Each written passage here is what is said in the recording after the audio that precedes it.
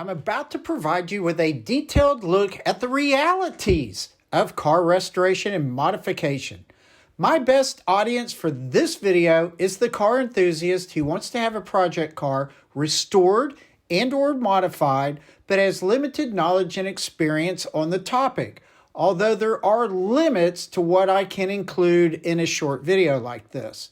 This is both an easy and difficult video to make. How do you explain something that so many points are possible and requires a good level of experience? I plan on doing this through the lens of a YouTuber who's gone to many hot rod shops, spent hundreds of hours over years watching and talking to experts in the car restoration and modification trade.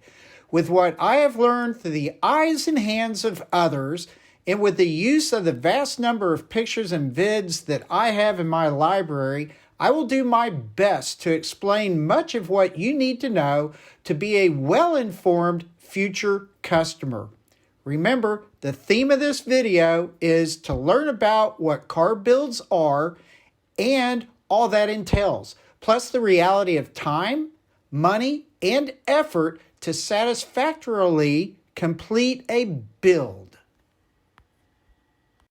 Welcome to Road Odyssey. Thank you very much for joining me. And if you like the videos that I provide, please subscribe. And if you're on Rumble, please follow. Remember, I have my Facebook page. Join me there anytime you wish. The learning of this complex topic begins, well, at the proper beginning with a disclaimer. The disclaimer is safety should always be on your mind when working on a project car and in the parts worked on and included on the car. Please incorporate safety as you learn about car builds, all that entails, plus the reality of time, money, and effort to complete a build to your satisfaction. Before making any decision about a build, you first need to gain some knowledge and experience, or you should. Make certain that you have gone to the following: various car meets, cars and coffee, pop-ups, cruise-ins, attended the drag strips and racetracks. These are really fun. Talk to the people there. Go to local car shows and bigger shows like Tulsa's Starbird or the Autorama. Visit different dealerships and hot rod shops. They will certainly talk to you. Go on car cruises and fun runs. Attend special events. Talk to other car build owners. That is hugely important. You might meet up with interesting people as you are out and about investigating, like other YouTubers and celebrities. Do research. See what you can learn. Big warning, be aware of your bias and what you see on TV, in TV videos, and so forth. That brings me to the next part of getting experience first. Let not your bias be swayed by commercialized shops. Shops that have been popularized on TV that often give a warped reality of cost, time, and effort. They might give perception of what builds are in a general sense, but that's as far as it goes. They are often far from reality. So try watching these shows like Bitchin' Rides and Overhaulin', Turning Rust, and so forth. But remember, these are sensationalized TV shows. It's time to get into the meat of this video. Here's my simplified chart to guide your expectations. Making any good chart is honestly impossible due to the great variability of the topic, but the chart's basically a means of visualizing your direction. Now, getting experience in foods you enjoy is fairly similar to car builds you might be expecting. Like ordering a pizza, a car meat build is easy enough. Might have some variability in the amount of sauce or cheese. Like tires and other maintenance items for a car, it's basic, low cost, and takes little time. A basic show car level pizza will have more money and time put into it, with greater variability as well. And this could be a newer car or an older car. It doesn't really matter. Ultimately, you're going to be paying more money and spending more time with this. Then, an award-winning build will have all the trimmings, lots of variability in visuals, powertrain, presentation. Obviously, much more money and time involved, much more. And be advised, a car build or portions of a car build may not always turn out as you expect. Car builds are all of this and more. And I haven't even mentioned high-budget frame-on builds where they appear like new, they run like new, they're as reliable as new and registered and inspected. And then you have frame-off, very high-end builds as well. Let's build our knowledge. Resources are readily available on the internet to help you understand what it takes for any level of car build. Wikipedia has a good amount of information listed under custom car or conservation and restoration of road vehicles and websites across the Auto World network. A very good PDF file you can download and read is Hemming's Collector Car Restoration Guide. I will have the link below. This is a very good manual with virtually everything for you to consider and understand. It would very much benefit you to learn about such things as different restoration types and styles of modifications. Aside from reading various information, again, you need to get out and gain experience by going to car shows, shops, and various activities, and certainly to talk to people that know cars. Take your time and enjoy the learning process. Consider all of your options while being careful of trends. You're considering a real investment and need to avoid bad issues. Some quick definitions you definitely need to know. Parts, what's OEM? Original Equipment Manufacturer. That's just like original parts from the vendors that built your car. Remanufactured.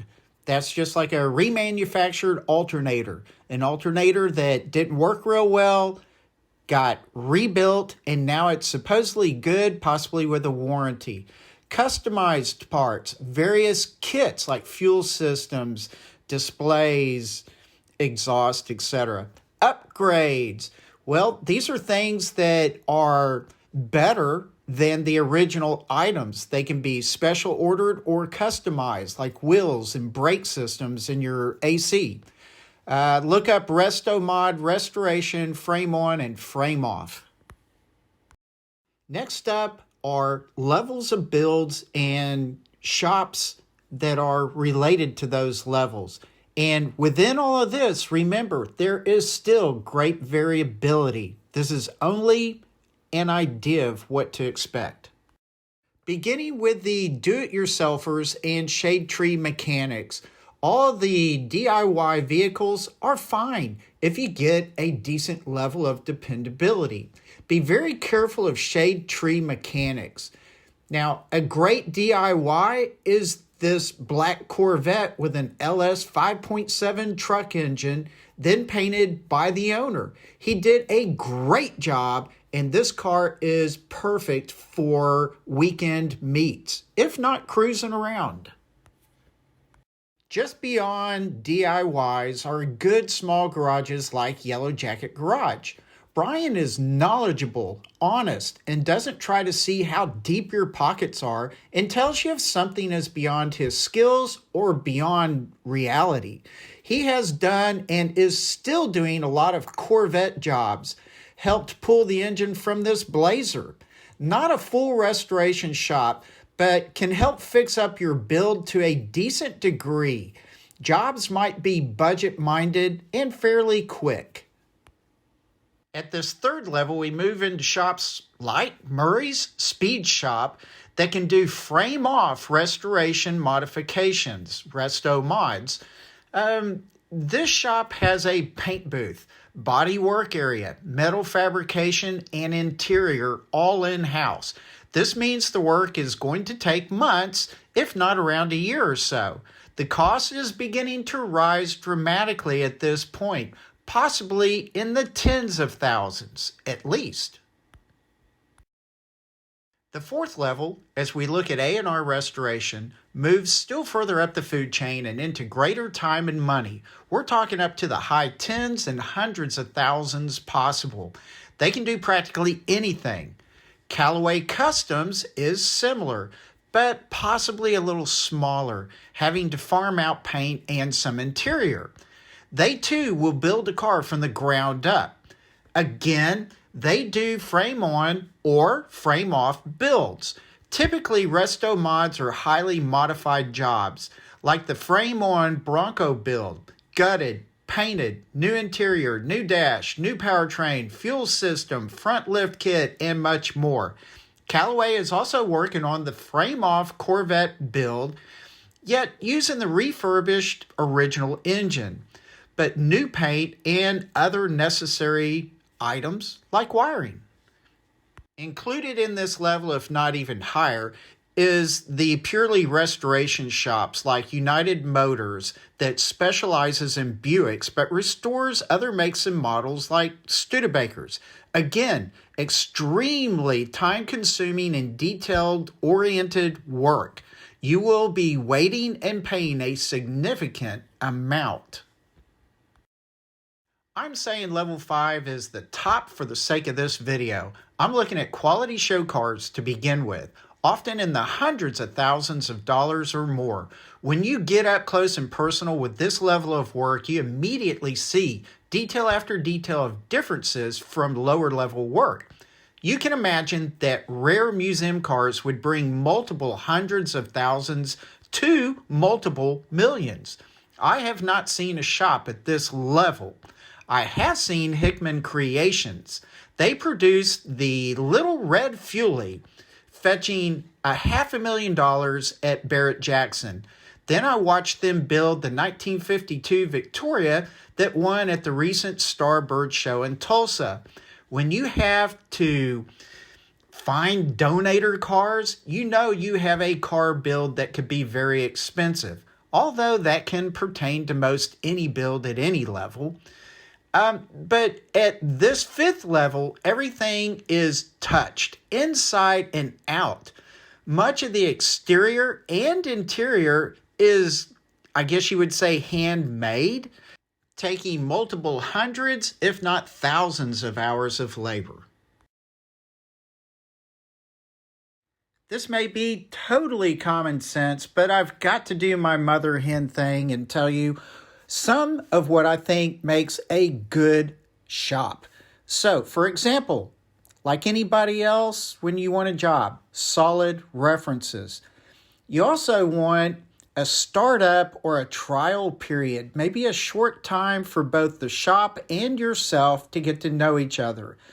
You definitely would really like to have some kind of a contract agreement, estimates, timeline of expected goals that are to be reached, supportive businesses and vendors of the shop, pictures and notes taken throughout the project, and itemization of all the work done. Another mother hen point about shops is that some certainly have limitations, but may not express those limits because they don't want to lose your business. They may specialize in Chevy engines or carbureted engines only, telling you not to use Ford engines or fuel injection. This may not interfere with the overall trust issues you would have with a shop.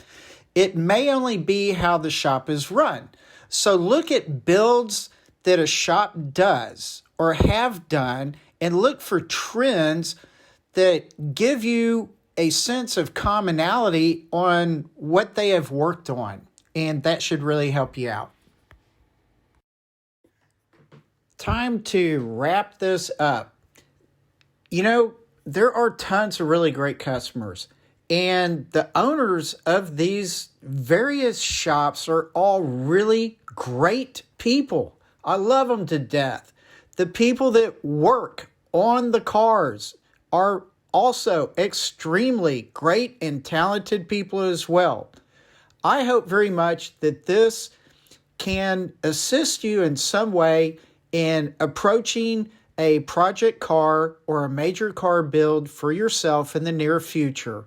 And with that, please relax, take it easy, and I will see you later. Bye. Yeah, go ahead.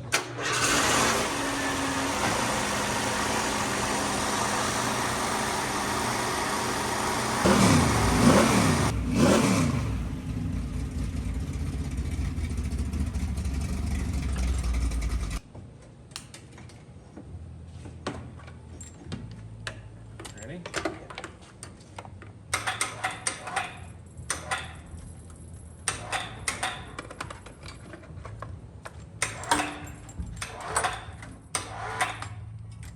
Good?